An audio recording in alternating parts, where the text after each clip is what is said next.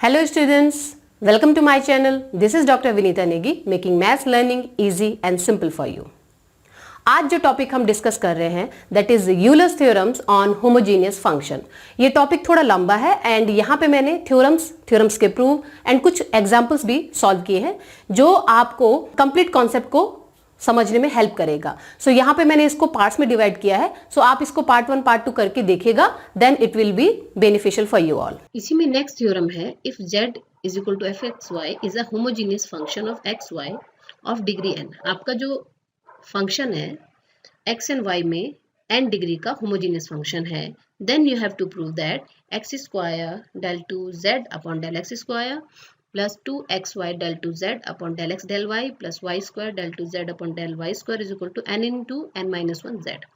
जो हमारी Euler's theorem है उसी को यूज करते हुए हमें इस थ्योरम को प्रूव करना है. ठीक है, तो आपके पास जो यूलर्स थ्योरम होती है, आपका function z is a homogeneous function of degree n. ठीक है ना, ये हमें गिवन है क्वेश्चन में. एंड बाय यूलर्स थ्योरम, तो अगर हमारे पास जो ये फंक्शन है होमोजीनियस फंक्शन है तो हम इसमें यूलर्स थ्योरम अप्लाई कर सकते हैं. तो यूलर्स थ्योरम के अकॉर्डिंग इस z के लिए क्या हो जाएगा, तो हमारा जो फंक्शन z था वो होमोजीनियस फंक्शन है n डिग्री का, तो हम वहां पे यूलर्स थ्योरम अप्लाई करके ये इक्वेशन हमें मिल गई. ठीक है, ये हमारी है सपोज इक्वेशन 1. ओके, अब हम क्या करते हैं, इस इक्वेशन को डिफरेंशिएट करते हैं. जो गिवन इक्वेशन 1 है इसको हम डिफरेंशिएट करते हैं, लेकिन डिफरेंशिएट करेंगे partially with respect to x and y.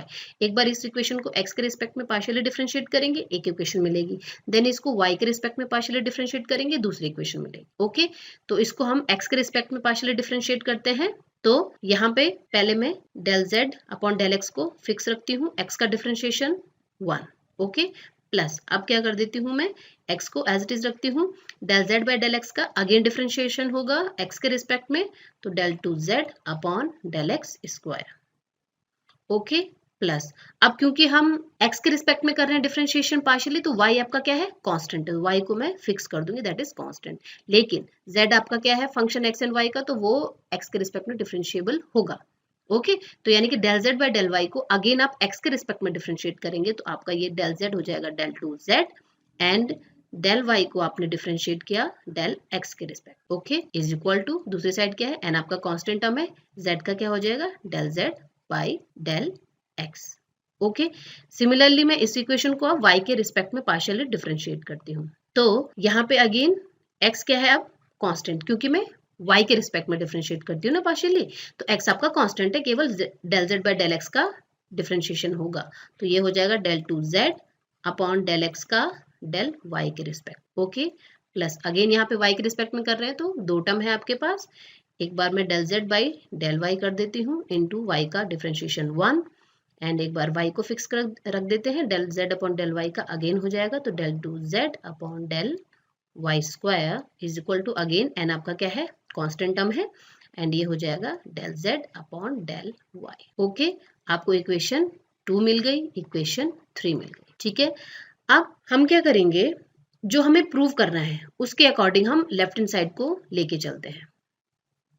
तो प्रूविंग में हमारे पास लेफ्ट हैंड साइड क्या है, x square del two z upon del x square plus 2xy del two z upon del x del y plus y square del two z upon del y square. ये कौन सा term है जो हमने proving करना है उसका left hand side. ठीक है, अब यहाँ पे हम वैल्यू रखते जाते हैं. जो हमारा del two z upon del x square था उसमें हमने x से मल्टीप्लाई किया है. ठीक है, एंड इसी तरीके से जो हमारा del two z upon del y square है उसमें हमने y से मल्टीप्लाई किया है. तो होगा क्या, आपके पास जो वैल्यू थी इक्वेशन सेकेंड और थर्ड से हमें क्या करना पड़ेगा, इक्वेशन सेकेंड में मल्टीप्लाई करना पड़ेगा x का, ताकि वो x square del two z upon del x square मिल जाए.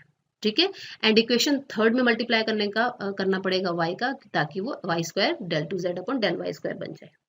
ठीक है, तो वहां से अगर हम उसकी वैल्यू लेते हैं तो ये हो जाएगा इक्वेशन सेकंड से n x del z by del x plus n y del z by del y. ये तो राइट हैंड साइड जो दोनों की वैल्यू थी, एक में x का एक में y का मल्टीप्लाई करके हमने ऐड कर दिया. ठीक है, एंड जो लेफ्ट हैंड साइड में ये देखिए, जब हमने इसमें x का मल्टीप्लाई किया, ओके, इस पूरी इक्वेशन में, और इस पूरी इक्वेशन में हमने y का मल्टीप्लाई किया, ठीक है। इस इक्वेशन में हमने x का मल्टीप्लाई किया, इस इक्वेशन में y का मल्टीप्लाई किया एंड देन ऐड किया। हुआ क्या, यहाँ पे वाला ये वाला टर्म आपका x square del two z upon del x square हो गया, प्लस ये वाला टर्म आपका हो गया y square del two z upon del y square, okay, plus हमें 2xy भी चाहिए। तो जो ये वाला टर्म है इसमें हमने मल्टीप्लाई किया x का, तो ये x y del two z upon del x del y हो जाएगा। और इसी तरीके से इस वाले में हमने y का मल्टीप्लाई किया, तो ये x y del two z upon del x del y हो गया। तो लेफ्ट हैंड साइड हमारे पास आ गया x square del two z upon del x square, plus ये वाला टर्म और ये वाला टर्म मिलके बन गया 2xy del two z del y del x, and plus y square del two z upon del y square. तो ये वाले टर्म हमारे सारे ऐड हो गए, लेफ्ट हैंड साइड रह गए। एंड राइट हैंड साइड हमारे पास क्या आया यहाँ पे, n इंटू एक्स, क्योंकि x का मल्टीप्लाई किया था, तो n x del z by del x, plus इसमें y का किया था मल्टीप्लाई, तो n y del z upon del y. ये तो राइट हैंड साइड है, लेकिन यहाँ पे हमारे पास ये जो एक्स्ट्रा टर्म है del z by del x और del z by del y, ये वाले टर्म उधर चले जाएंगे, ओके। एंड इसमें मल्टीप्लाई हो जाएगा x का, इसमें मल्टीप्लाई हो जाएगा y का, तो ये उधर जाके नेगेटिव हो जाएगा, ओके। तो यहाँ पे नेगेटिव आ जाएगा, जो हम टर्म उधर से ले गए, तो ये आ गया आपके पास negative x del z by del x minus y del z by del y, okay. अब हम क्या करते हैं, कोफिशिएंट कलेक्ट करते हैं, del z by del x को एक साथ ले लेते हैं, del z by del y को एक साथ ले लेते हैं, ठीक है। तो हमने लिखा del z by del x, और इन दोनों टर्म में x भी कॉमन है, तो मैं इंटू x भी साथ में लिख लेती हूँ। अब ब्रैकेट में यहाँ पे बचा n और यहाँ पे बचा -1, ओके। इसी तरीके से डेल जेड बाई डेल वाले टर्म है जो, प्लस इसमें y कॉमन है, तो y del z upon del y मैंने बाहर लिख लिया, और यहाँ पे भी बचा अंदर n-1। ये मैंने ऐसा क्यों किया, ये जो x del z by del x और y del z by del y हमें कुछ वैल्यू देगा सिंप्लीफाई करने के लिए। कब, जब हम ये n-1 दोनों में कॉमन है, n-1 मैंने बाहर लिख दिया, और ब्रैकेट में मेरे पास आ गया x del z by del x plus y del z by del y. ये हमारी यूलर्स थ्योरम के अकॉर्डिंग इसकी वैल्यू हो जाती है nz, ओके। तो इसलिए मैंने इसके साथ x को भी कॉमन लिया, del z by del x के साथ, y के साथ del z by del y. तो ये यूलर्स थ्योरम से आपने लिख दिया। तो आपके पास रिजल्ट क्या आया,